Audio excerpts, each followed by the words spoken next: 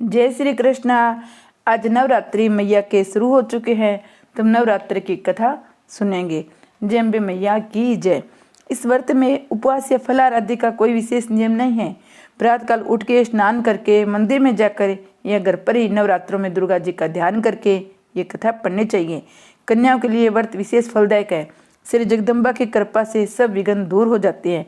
कथा के अंत में बारंबार दुर्गा माता तेरी सदा ही जय हो का उच्चारण करना चाहिए। जय दुर्गा मैया की जय। कथा शुरू करते हैं। बृहस्पति जी बोले, हे ब्राह्मण देव, आप अत्यंत बुद्धिमान, सर्वशास्त्र चारों वेदों को जानने वालों में श्रेष्ठ हो। हे प्रभु, कृपा करके मेरा वचन सुनो। चैत आसीवन आषाढ़ मास के शुक्ल पक्ष में नवरात्र का व्रत और उत्सव क्यों किया जाता है? हे भगवान, इस व्रत का क्या फल है? किस प्रकार करना चाहिए? पहले इस व्रत को किसने किया, सो आप मुझे विस्तार से कहिए।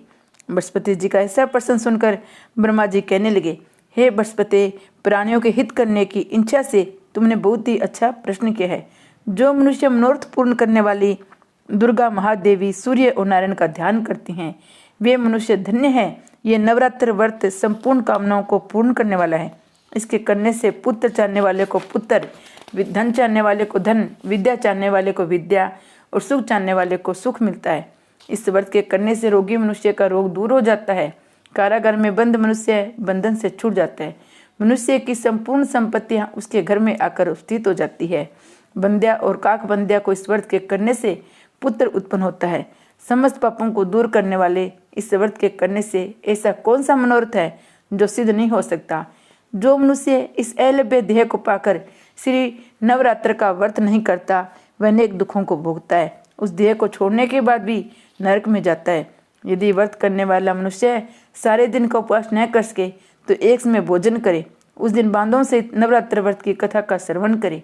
हे बृहस्पति, जिसने पहले इस व्रत को किया है उसका पवित्र इतिहास मैं तुम्हें सुनाता हूँ। तुम सावधान होकर सुनो। ब्रह्मा जी बोले, पीठत नाम के मनोहर नगर में एक नाथ नाम का ब्राह्मण रहता था। वह भगवती दुर्गा का भगत था। उसके संपूर्ण सद्गुणों से युक्त सुमति नाम की एक अत्यंत सुंदर पुत्री उत्पन्न हुई। वह कन्या सुमति अपने पिता के घर बालकपन में अपनी सहेलियों के साथ क्रीड़ा करती हुई इस प्रकार बनने लगी जैसे शुक्ल पक्ष में चंद्रमा की कला बढ़ती है। उसका पिता प्रतिदिन दुर्गा की पूजा और होम किया करता था। उसमें यह भी नियम वहाँ उपस्थित होती थी। एक दिन वह सुमति अपने सखियों के साथ खेलने लगी। भगवती के पूजन में उपस्थित नहीं हुई। उसके पिता को पुत्री की ऐसी असावधानी देखकर क्रोध आया और पुत्री से कहने लगा, रे दुष्ट पुत्री, आज प्रभात से तुमने भगवती का पूजन नहीं किया। इस कारण में किसी कुष्ठी और दरिद्र मनुष्य के साथ तेरा वह करूंगा।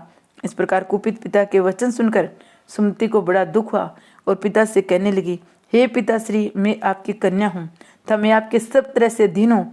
जैसी आपकी इच्छा हो वैसा करो, पर होगा वही जो मेरे भाग्य में लिखा है। मेरा इस पर पूर्ण विश्वास है। मनुष्य जाने कितने मनोरथों का चिंतन करता है, पर होता वही है जो भाग्य में विधाता ने लिखा है। जैसे अग्नि में पड़े तनादि अग्नि को अधिक प्रदीप्त कर देते हैं, उसी तरह अपनी कन्या के ऐसे निर्भरता से कई वचन सुनकर उस ब्राह्मण को अत्यंत क्रोध आया। तब अपनी कन्या का विवाह एक कुष्ठी के साथ कर दिया और अत्यंत क्रोध होकर पुत्री से कहने लगा, जाओ जाओ, जल्दी जाओ, अपने कर्म का फल भोगो। देखे केवल भाग्य भरोसे पर रहकर क्या करती हो। इस प्रकार से कई पिता के कटु वचनों को सुनकर सुमति मन में विचार करने लगी कि हो, मेरा बड़ा दुर्भाग्य है जिससे मुझे ऐसा पति मिला है। इस प्रकार अपना दुख का विचार करती हुई वह सुमति अपने पति के साथ वन में चली गई। इस भयानक वन में उन्होंने वह रात बड़े कष्ट से व्यतीत की। उस गरीब बालिका की ऐसी दशा देखकर भगवती पूरे पुण्य के प्रभाव से प्रकट होकर सुमति से कहने लगी, हे दीन ब्राह्मणी, मैं तुम पर प्रश्न हूँ। तुम जो चाहो वरदान मांग सकती हो। मैं प्रश्न होने पर मनवांछित फल देने वाली हूँ। उसी प्रकार भगवती दुर्गा का वचन सुनकर ब्राह्मणी कहने लगी कि आप कौन है? जो मुझ पर प्रश्न हुई है वह सब मेरे लिए कहो और अपनी कृपा दृष्टि से मुझ दीन दासी को कर्तार्थ करो। ब्राह्मणी का ऐसा वचन सुनकर देवी कहने लगी, मैं आदि शक्ति हूँ, मैं ब्रह्म विद्या हूँ, मैं सरस्वती हूँ। मैं प्रश्न होने पर प्राणियों को दुख दूर कर उनके सुख प्रदान करती हूँ। हे ब्राह्मणी, मैं तुझ पर तेरे पूरे जन्म के पुण्य के प्रभाव से प्रश्न हूँ। तुम्हारे पूरे जन्म का वृतांत सुनाती हूँ, सुनो। तुम पूरे जन्म में निषाद भील की स्त्री थी, अति पतिव्रता थी। एक दिन तेरे पति निषाद ने चोरी की। चोरी करने के कारण तुम दोनों को सिपाहियों ने पकड़ लिया। और ले जाकर जेल खाने में कैद कर दिया। उन लोगों ने तेरे को और तेरे पति को भोजन भी नहीं दिया। इस प्रकार नवरात्रों के दिनों में तुमने न तो कुछ खाया न जल पिया, इसलिए 9 दिन तक नवरात्र का व्रत हो गया। हे ब्राह्मणी, उन दिनों में जो व्रत हुआ उस व्रत के प्रभाव से प्रश्न होकर मनवांछित वर दे रही हूँ। तुम्हारी इच्छा हो वरदान मांगो। इस प्रकार माँ दुर्गा के कई वचन सुनकर ब्राह्मणी बोली, हे माँ दुर्गे, अगर आप मुझ पर प्रश्न है तो कृपा करके मेरे पति के कोढ़ को दूर कर दीजिए। देवी कहने लगी, उन दिनों में जो तुमने व्रत किया था उस व्रत के 1 दिन का पुण्य अपने पति को कोढ़ दूर होने के लिए अर्पण करो। मेरे प्रभाव से तेरा पति कोढ़ से रहित और सोने के समान शरीर वाला हो जाएगा। ब्रह्मा जी बोले, इस प्रकार देवी का वचन सुनकर वह ब्राह्मणी अपने पति को निरोग करने की इच्छा से ठीक ऐसे बोली। तब उसके पति का शरीर भगवती दुर्गा की कृपा से कुष्ठ होकर अति कांति युक्त हो गया, जिसकी कांति के सामने चंद्रमा की कांति भी क्षीण हो जाती है। वह ब्राह्मणी पति की मनोहर देखकर देवी की स्तुति करने लगी।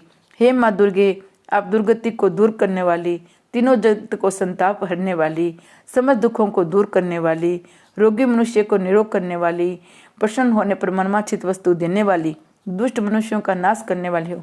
तुम इस सारे जगत के माता पिता हो। हे अम्बे, मुझ अपराध रहित अम्बला की मेरे पिता ने कुष्ठी के साथ विवाह कर मुझे घर से निकाल दिया। उसकी निकाली हुई मैं पृथ्वी पर घूमने लगी।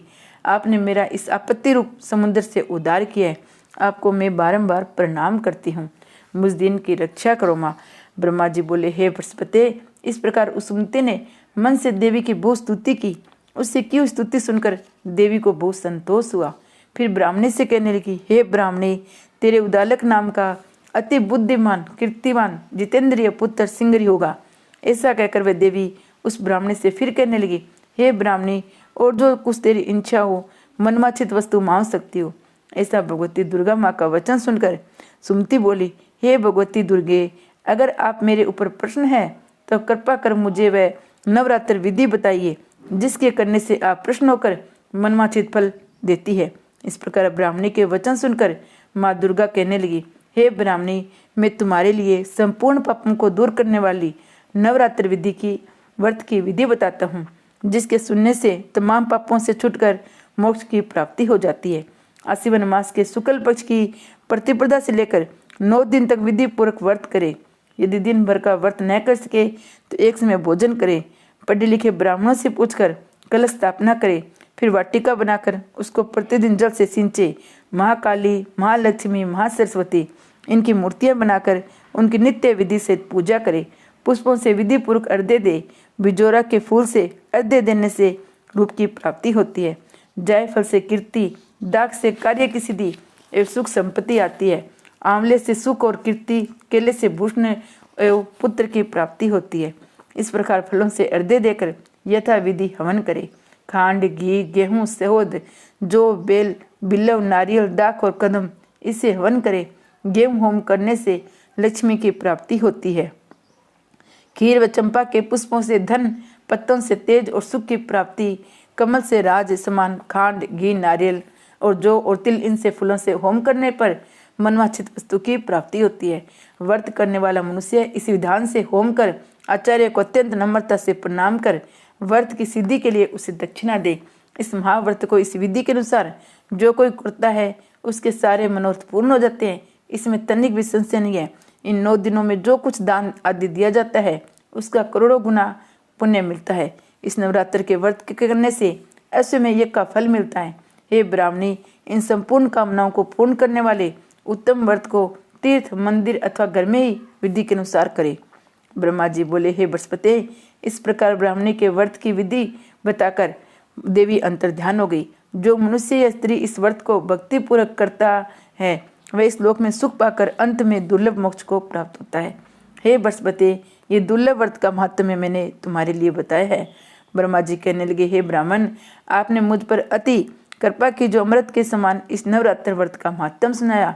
हे प्रभु, आपके बिना और कौन इस महत्व को सुन सकता है।